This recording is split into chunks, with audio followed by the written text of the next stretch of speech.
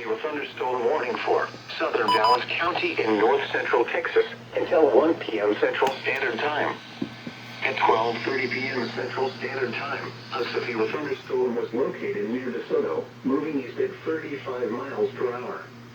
Hazard, 60 miles per hour wind gusts and penny-size hail. Source, radar indicated. Impact, expects damage to roofs, siding, and trees. This severe thunderstorm will be near Dallas, Lancaster, Hutchins, and Wilmer around 12:35 p.m. Central Standard Time. Seagoville around 12:45 p.m. Central Standard Time.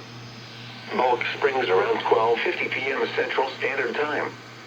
Other locations impacted by this severe thunderstorm include Sand Bridge.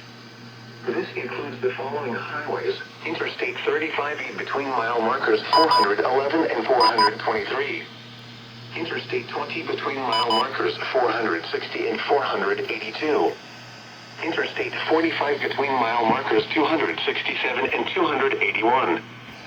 For your protection, get inside a sturdy structure and stay away from windows.